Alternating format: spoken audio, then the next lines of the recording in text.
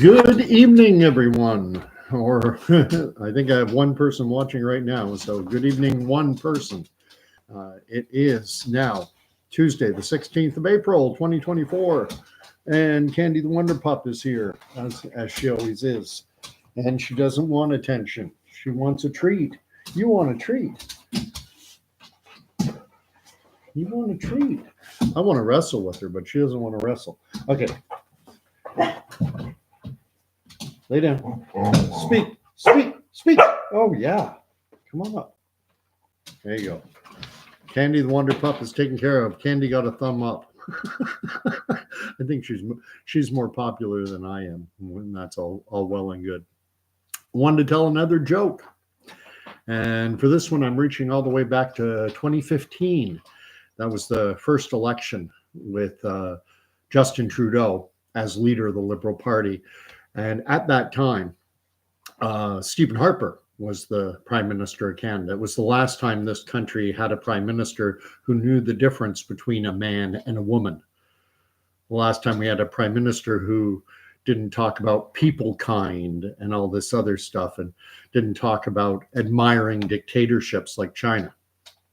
So the election was going on, and it was Stephen Harper who was out campaigning. He was out in Newfoundland, and he was in a riding in Bona Vista, Newfoundland there, which is, if you're a conservative, you've got a pretty slim chance of winning in Bona Vista. They almost always elect liberals. As a matter of fact, the last time there was a conservative for the riding that includes Bona Vista, the last time there was a conservative, Ronald Reagan was president of the United States. That's how long it had been. All staunchly liberal. But he was out campaigning, going door to door with his team, and he came to this house of, Johnny Fowler there. And Johnny couldn't believe it. Oh my God, look at this. We got a conservative. I don't think I have ever seen a conservative in Newfoundland, in Bona Vista, Newfoundland.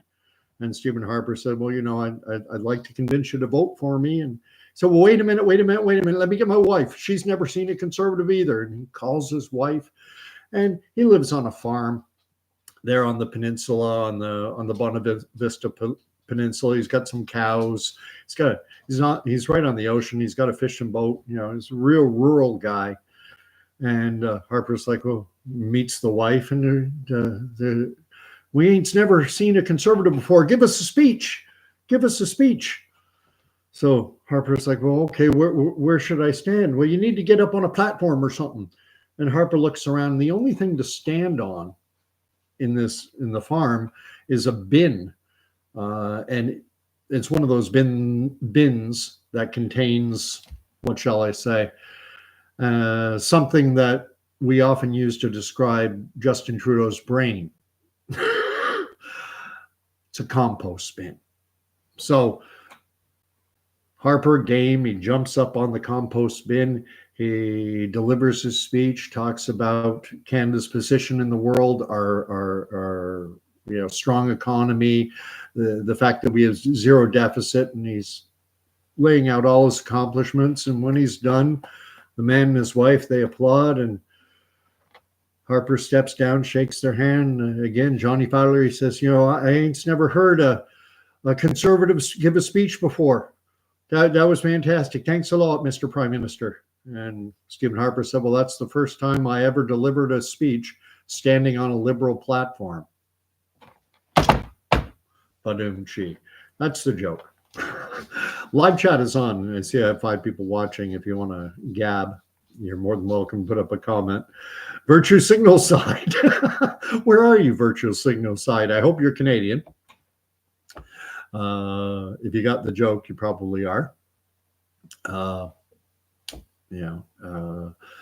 little bit of news I was reading. I used to live in Quebec. I lived in Quebec from 2011 till 2015.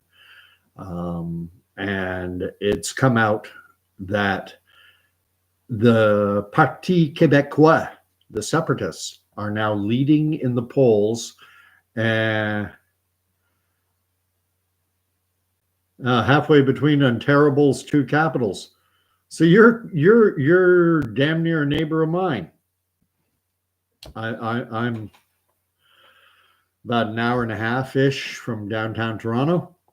I'm a little, probably I'm closer to Toronto than I am to Ottawa. Ottawa's about a 3 hour drive. Anyway, I should have gotten down there when they had the. I wanted to go during the trucker convoy protest. I have a lot of friends who went, and so they kept me up to speed. But anyway, that's about all I had to talk about tonight. I'm gonna be doing a video again on Sunday, something longer winded, and a bit of news, I guess. There's a gentleman I've did a podcast with a number of months ago. His name is George Antonios. Hey, Peterborough. I used to go to a church in Peterborough, Hill City Baptist. Amazing church, by the way. If anyone in that area is ever wanting to connect with the faith community, Westmount Bible Chapel, Hill City Baptist Church. Alex Klusterman is the pastor. He's amazing. It's on Consilla. I can't pronounce the name of that stupid road. It's just around the corner from, it's not far from the Costco. And Sheriff of YouTube says his family used to own Peterborough Manor, something I'm not familiar with. I don't know Peterborough that well. I best got to know it during that time that I was going to Hill City Baptist Church. I started going there in March of 2021, and I went for 2-3 months. What had happened was Ontario had the circuit breaker lockdown, and so all the churches were closed. And the church I had started to attend in May of 2020, outdoor worship services was a Pentecostal church, and they had said, we're going to stay open. We're going to stay open. But then when March of 2021 rolled around and they instituted what they referred to as a circuit breaker lockdown to stop the chain of transmission, blah, blah, blah, blah, blah. I said, I've had it. And I went on to Facebook, to some online Christian forums that I participate in. And I said, here's where I live. I live down in little Brighton, Ontario, and I don't want to drive to Kitchener-Waterloo or to Aylmer, or, I don't want to drive hours. Is there any church in reasonably close proximity to where I live that is still gathering? And I found out about Hill City Baptist. And I went, and it was an amazing experience. My wife, my son, and I, we went. And of course, we've never been there. And I'm not very familiar with the Baptist tradition, except to say I know they preach the Bible, which is, so long as the foundation is biblical, is scriptural, it's all good. A lot of the traditions I view as window dressing. But what matters is the word. Anyway, we drove up there on a Sunday. They actually met in the afternoon at 4 p.m.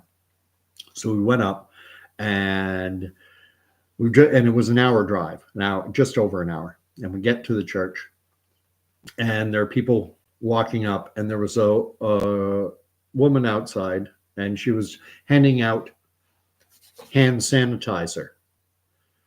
And I'm like, oh, hand sanitizer? Really? I hate that stuff. It's gross. It takes a layer of your skin off, and it smells. I don't like it.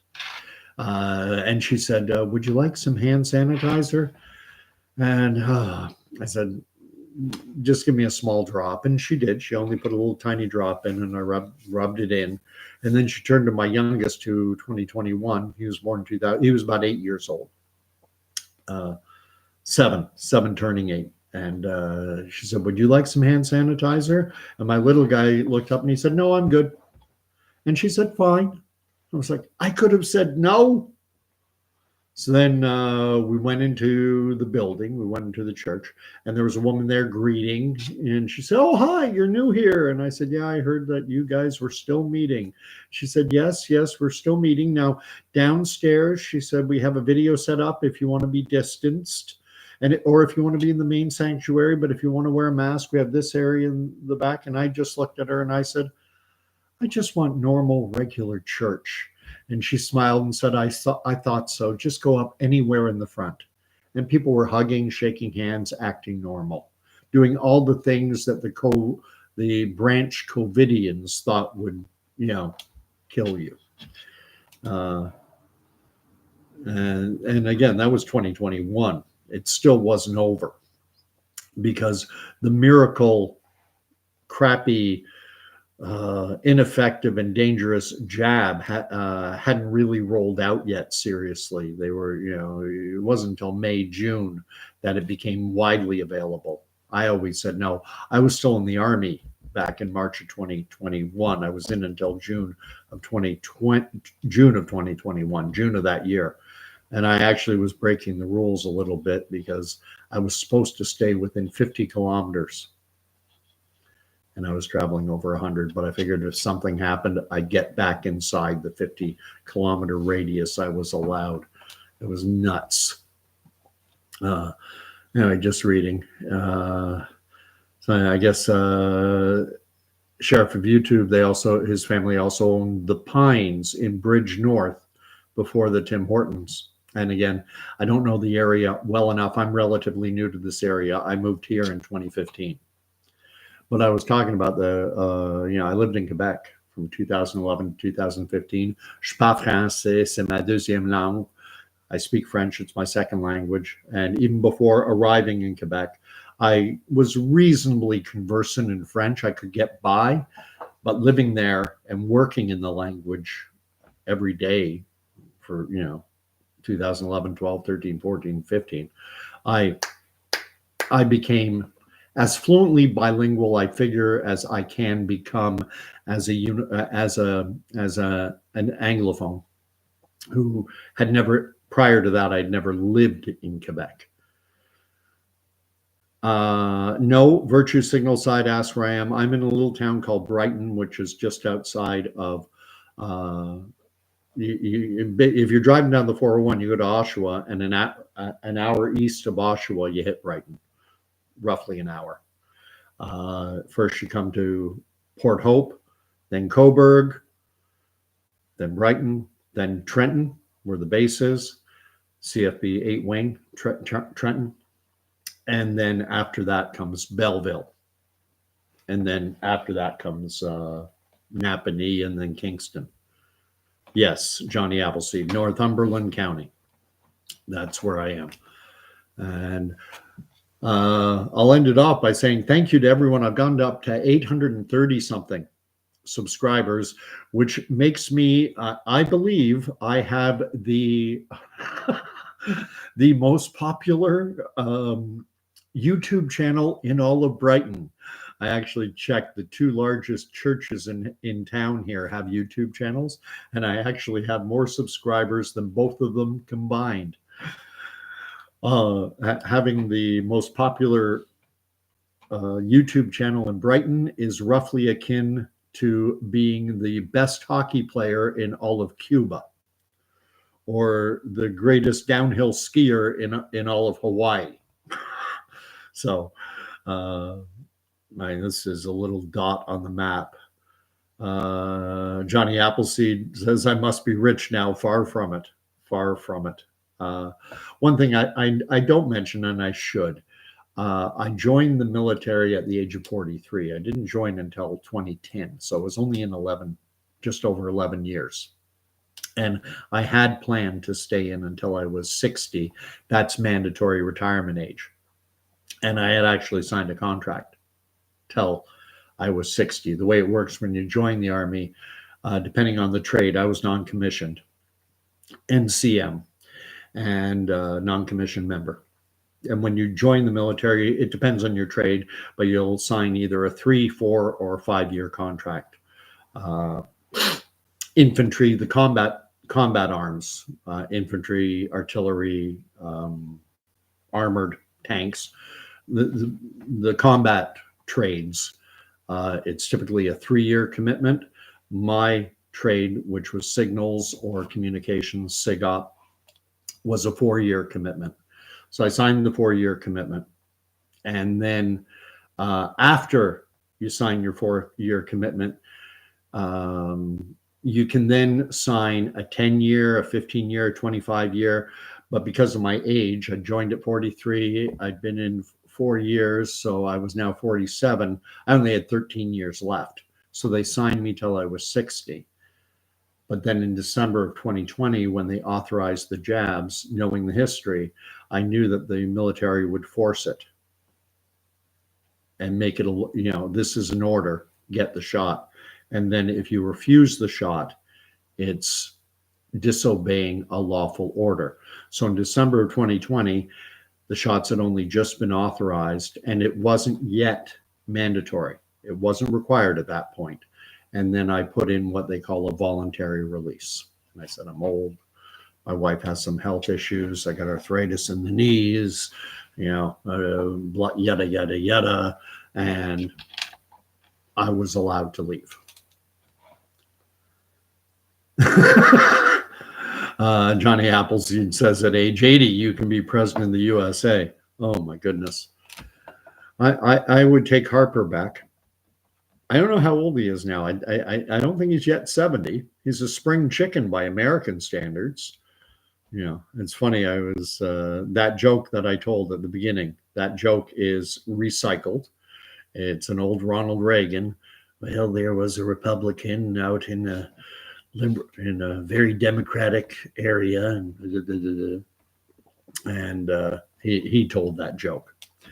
And Reagan was old, and he was doing a debate with Walter Mondale when he was running for re-election, former Vice President Mondale, who had been Jimmy Carter's vice president. And Mondale was much younger. I think Reagan was in and around 70, late 60s, early 70s, when he was running for re-election. And the moderator of the debate asked Reagan something to the effect of, some commentators are making an issue of your age. Would you like to comment on that? And Ronald Reagan said, well, I just want you to know that, I will refuse to make it an issue of this campaign, my opponent's youth and inexperience. Reagan was he had such a warm, familiar, friendly, low-key tone. He was like an uncle. He was like that favorite uncle, that favorite grandparent. You might want to disagree with his politics here and there, but darn it, you could not help but like the man. Virtue Signal Side writes, how did you know about the magic sauce? How did I know? That's quite the adventure about how I guess it was, April, May of 2020. I was watching, Bill Maher was interviewing a guy by the name of Dr. David Katz, who was the president of the American Association on Lifestyle Medicine, medical doctor. He had graduated from Yale University, had all the credentials, and he had just spent 2 weeks at Elmhurst Hospital in Brooklyn, New York, which was kind of considered to be the epicenter of the epicenter. It was, New York got hit bad like they do every flu season. And this Elmhurst Hospital was just being inundated, and he volunteered at it. And he had just written an op-ed, an opinion piece that had been published in the New York Times, and it was titled something to the effect of "The cure is worse than the disease," speaking out about lockdowns, which right from the very beginning, I recognized lockdowns have got to be about the dumbest thing I have ever heard in my life. I do not have a medical degree. I don't have a degree in science. I took some university level science courses, but I'm no expert. But I did work for a medical unit in the Army. I worked for a field ambulance unit. My mother was a nurse. I went to health class in grade 7 and 8 when they taught you about pathogenic spread, how germs spread, why we wash our hands, and all that stuff. And I know that germs are everywhere. To use the fancy word, germs are ubiquitous. You cannot avoid them. And you can't shut the world down. We need electricity, you need groceries, you need police, you need hospitals. So people have to be moving around. So there's no way you're going to stop a viral pathogen. It is going to spread no matter what you do. And at the very beginning, I just looked at the stupidity of we're locking down the world. We're forcing abused children to shelter in place with their abusers.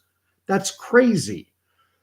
And I was reading as much as I could. There was an article published to Bloomberg that there had been a study done in Italy. This was in March 18th, I think was the day, 2020. 99% of the individuals in Italy being identified as having died from COVID were already at the end of natural life expectancy. They were 80 plus, and 99% of them had 2 or more serious underlying health issues. So, the only people COVID seemed to be targeting or affecting were those who were already on death's doorstep anyway. In Canada, we kept reading how 80% of our deaths are in long-term care, nursing homes, and hospices, which are heaven's waiting room. If you live in a nursing home in Ontario, 75% of the residents suffer from cardiovascular and circulatory diseases. 86% have cognitive issues like dementia and Alzheimer's. They don't know what day of the week it is. And I never want to be crass in these things and unkind, but the simple fact of the matter is we all die. And what it struck me they were doing is they were taking deaths that were going to happen anyway and weaponizing them. 300,000 people die in Canada, were expected to die in 2020, no COVID or no COVID. That's 800 or so a day. It's 300 every single day just in Ontario. Death happens. And it was nuts. But getting back to this interview with Dr. David Katz, he had written this article saying, the cure, these lockdowns, the cure is worse than the disease. And he made the point that the vaccine, at this point, there's no vaccine. He said, at best case scenario, it's going to take a minimum 2 years. And that's best case. And I read up on it, and I'm like, oh yeah, you have to go through a separate phase 1, a separate phase 2, a separate phase 3. I've invested in biotech stocks before, so I know the clinical trial process. So I was like, yeah, you got to do preclinical studies, perhaps animal tests. Then you move to a phase 1 safety trial. If that goes well, then you go to a phase 2 efficacy trial. And then finally, you have a large scale phase 3 trial that typically for a vaccine would run at least a year or 2. So I'm like, I don't have to worry about it for a while. And then by August, September, they were saying, oh, it's just around the corner. And I'm like, what? You can't do this. You can't. And they said, oh, we moved at warp speed. Well, warp speed is science fiction. This idea of bending space and time. Yeah, it's a great concept for Star Trek, but it's not reality. It's not science. It's science fiction. And so I said, there's no, at that time, I was saying, I'll wait a year or 2 and I'll see how people react to it. I'll see what happens. And what happened is very quickly, family member, 38 years of age, super fit and healthy, heart attack. Woman I went to church with, massive aneurysm. Guy in town here, local politician I know, Mark, massive heart attack. John, a buddy of mine, 50-ish years of age, massive stroke. It was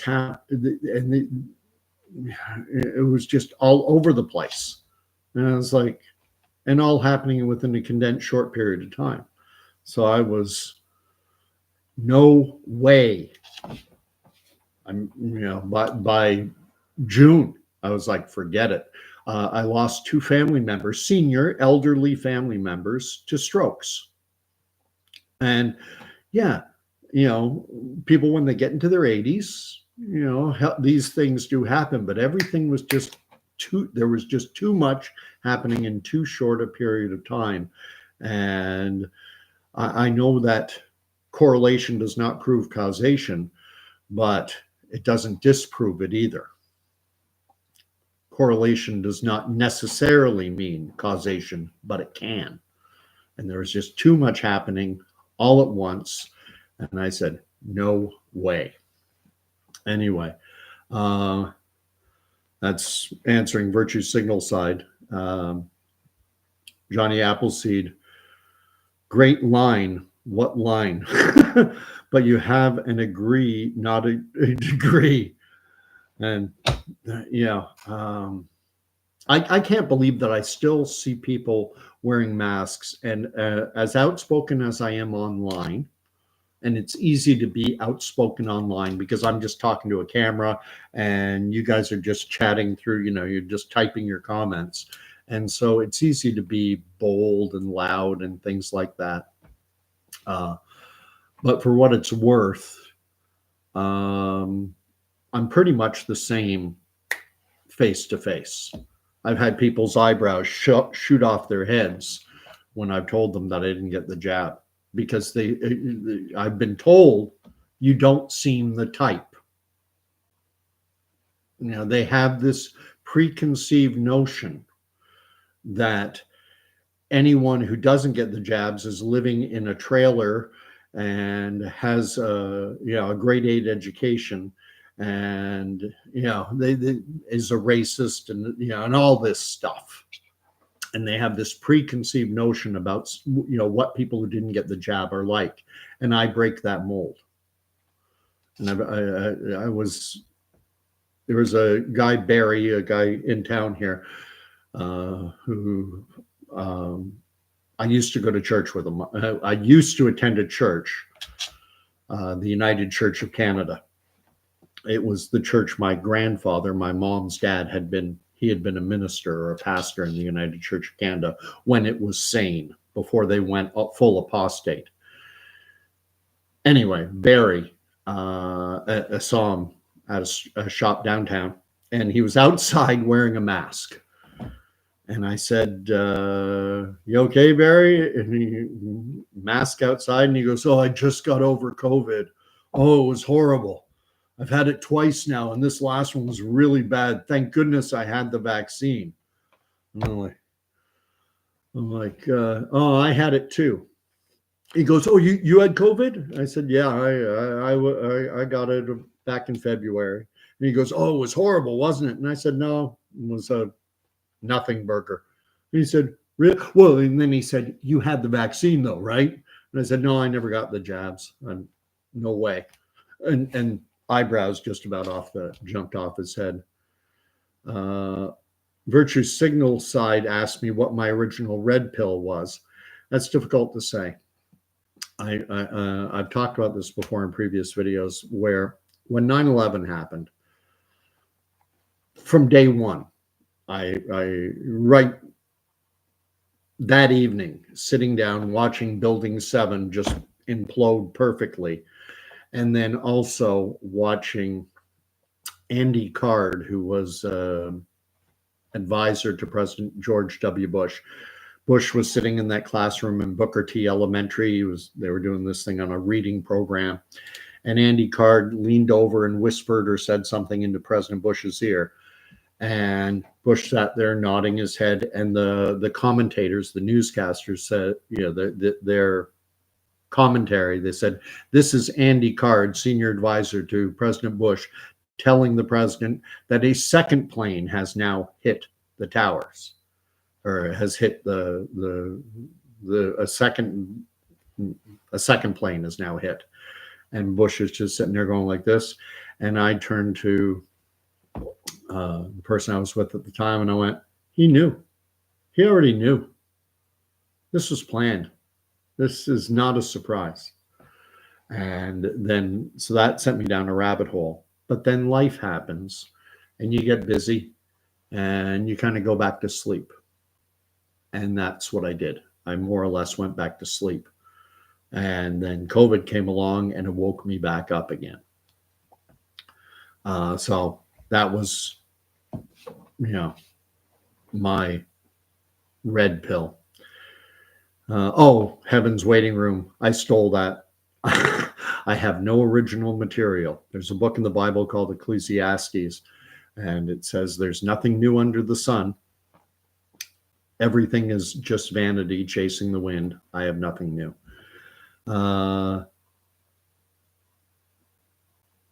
Virtue signal side, something tells me there aren't many awake people in Brighton. There are a number of us, but you're right. You're right. This is the median age, meaning half the population is older. I think the median age in this town is probably around 60, meaning half the population is 60 or over, and half the population is under the age of 60. And so things tilt far more, and most people go along. There are some individuals now. The pastor at my church, youngish guy, this is a Christian Reformed church. He's amazing and did not, and had it put up on the church's signboard at the side of the road, that electronic sign, red lettering, and it said, jabbed or unjabbed. I think they used the real word. Whether you've gotten the wah-wah or not, all are welcome here. And what had happened, the backstory to that is they had a board meeting, and one of the elders was advocating that worship should be restricted to those who have the passport. And the pastor of the church said, well, if you do that, you're going to have to get a new pastor. And up until then, he'd been playing it safe. Anyway, look, I wanted to give the spoiler. I was talking to my buddy. I shouldn't say a buddy. It's a guy I did a podcast with, and I've had a couple interactions with. His name is Dr. George Antonios. He's the pastor of a church in Montreal, a Baptist church. And he has a channel here called Counsel and Might, Counsel, Counsel and Might. And he expounds on religion. He speaks Hebrew, he speaks Arabic, speaks English, he speaks French. Incredibly smart guy. And I reached out to him just this evening and asked if I could come on to his channel. He believes in the rapture. And I said, could we do a little show on your channel? And I'd like you to answer some questions I have about the rapture. And he's agreeable. Hopefully it'll work out. Schedules can be hard. Pastors are their time is incredibly, people come to them all the time, and it's always with problems. And it's a very hard job, being the shepherd of a flock. Anyway, I'm just going to read up. Anyone watch that episode of Jesse Ventura's conspiracy theory from 2009? Had Alex Jones and Dr. Rima Labo, very pertinent. I might have seen that myself. I knew Jesse Ventura was another voice, and it was 9/11 when Alex Jones first came onto my radar, and it didn't matter. It doesn't matter to me who it is saying it. What I listen to is what is being said, and then I check it and see if the facts back it up. Like the fact that short interest on so many stocks like the airlines and the reinsurance companies shot up 2,000%. in the about a 2-week period prior to 9/11 taking place, meaning in the financial markets, a huge bet, massive bet was placed that the stocks for companies that would be severely affected by 9/11, there was this huge bet that their stock prices their stock prices would plummet, and they did. Anyway, just finishing up. Johnny Appleseed, the flu, we all know. The flu disappeared. It was rebranded COVID. One respiratory virus that can cause people to be put on ventilators, because the ventilators are not a new invention. If the flu moves into your lungs, it's called pneumonia. If it goes into both lungs, it's called double pneumonia. And sometimes people would have to be vented. It did happen before. But now every respiratory virus was COVID from 2020 forward, and it disappeared.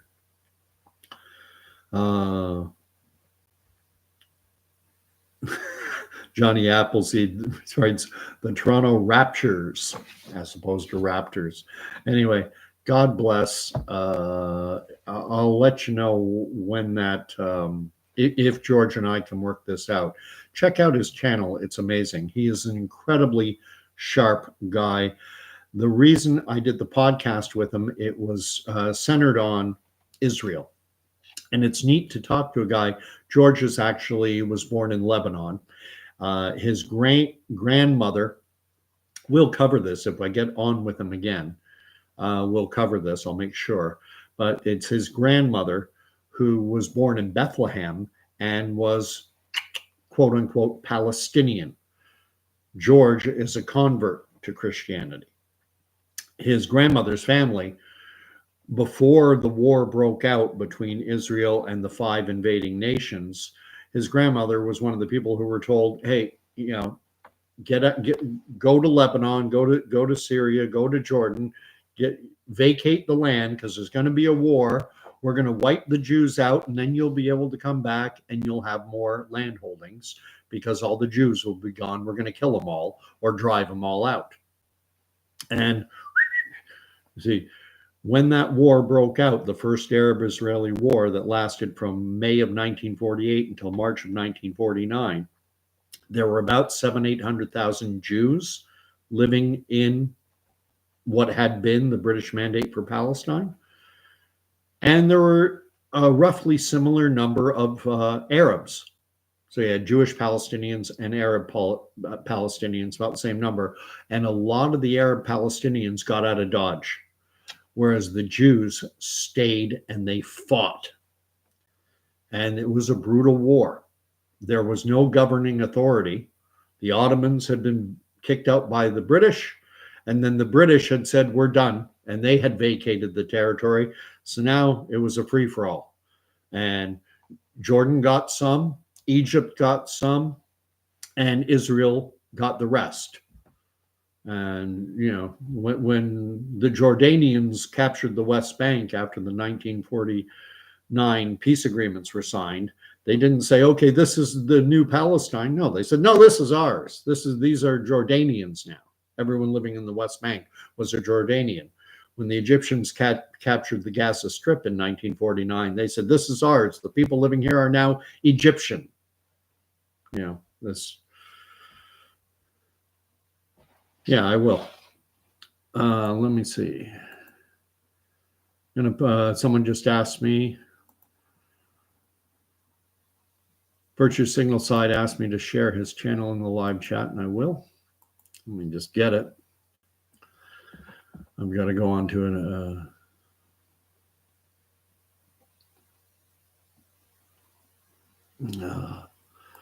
my computer runs slow when I have the live stream going. Here we go.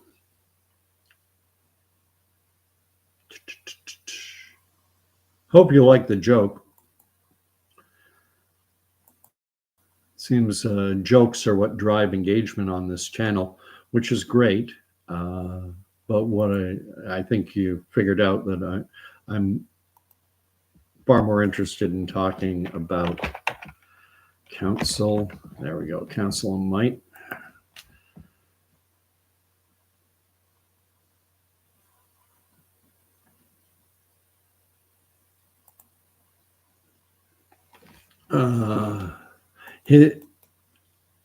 What's nice about his channel is when I go long and go an hour, when I go longer than an hour, I'll answer your question, Virtue. Yes, I am. When I go long, like an hour, George's most recent video is 3 hours long. And it's a guy, I wouldn't watch that one. And check out some of his others. Virtue Signal. John, okay, first I'm going to say Johnny Appleseed writes 1948 question mark. 1948, May 14th, Israel made a unilateral declaration of independence. They announced to the world, we are an independent nation. And the United States, Harry Truman recognized Israel as a nation within 11 minutes.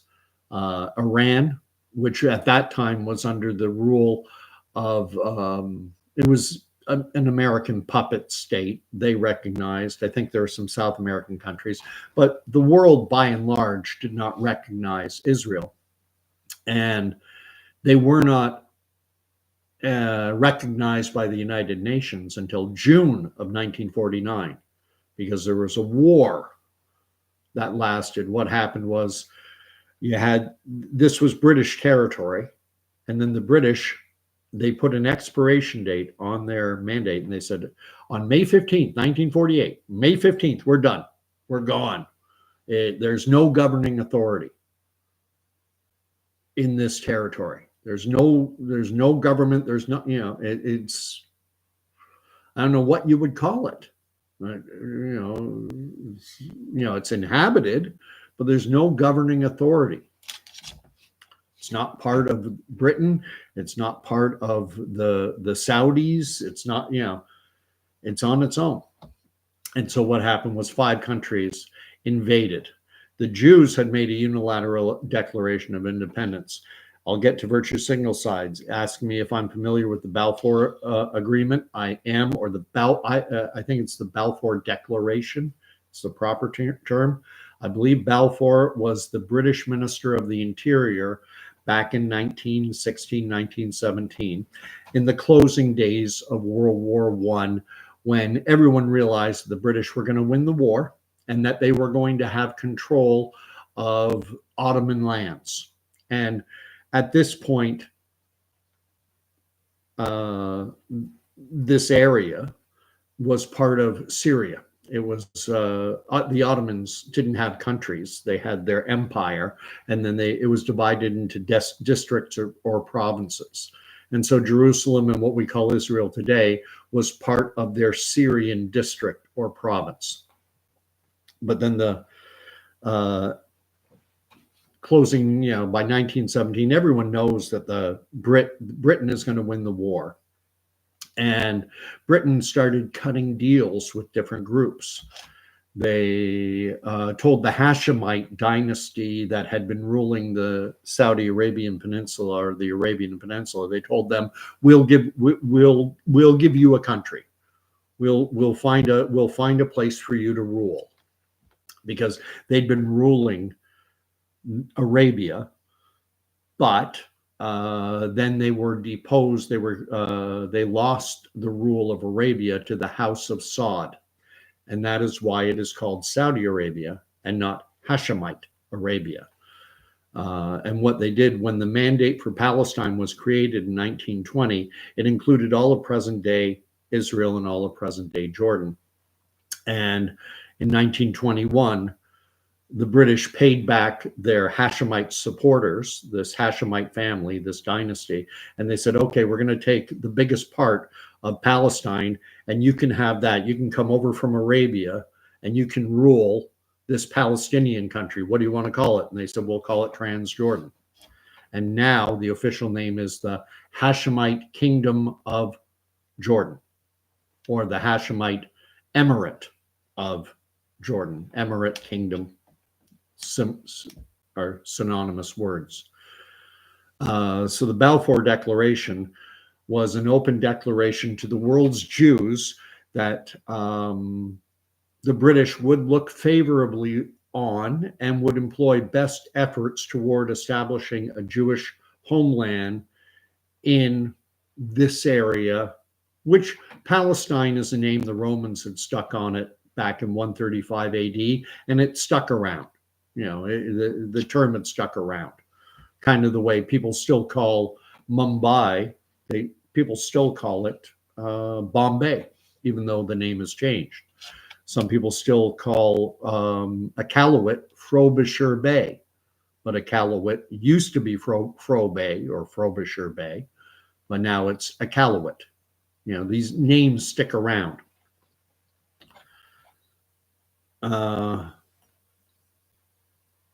Virtue Signal Side says I should have been a teacher. I've been told that before. And maybe to a degree, I am. That's the way I look at it. The big thing is I want to learn. That's why I want to talk to George. George knows a lot more than me. And so in talking to him, I learn things. And so I don't know, I don't care if it's just on his channel, but if I can, I'll upload it onto my channel.